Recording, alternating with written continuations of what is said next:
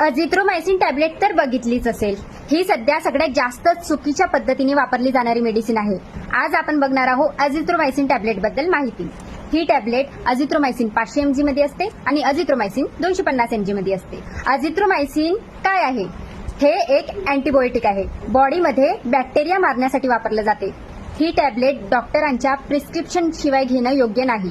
कोणत्या आजारांसाठी वापरतात?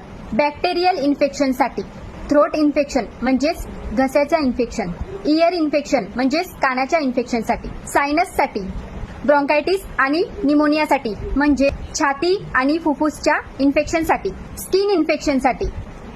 लक्षात ठेवा, कोल्ड, कफ, फ्लूसाठी नाही म्हणजे व्हायरल इन्फेक्शनसाठी नाही वापरली जात. डोस 500 mg जास्त डोस सिव्हिअर इन्फेक्शनसाठी दिली जाते.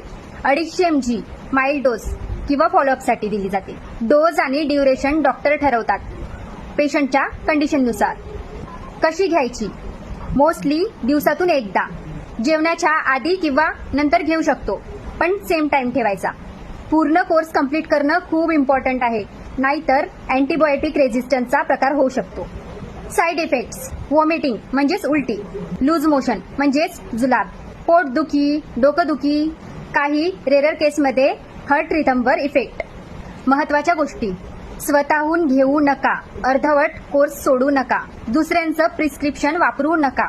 लक्षात ठेवा, अँटीबायोटिक म्हणजे पॉवरफुल मेडिसिन, पण चुकीच्या वापराने डेंजरस बनते. म्हणून योग्य ट्रीटमेंटनीच वापरा. हवं असल्यास डॉक्टर किंवा फार्मासिस्टचा सल्ला नेहमी घ्या. अशाच मेडिसिन व्हिडिओसाठी माझ्या चॅनलला लाईक, फॉलो, शेअर नक्की करा. धन्यवाद.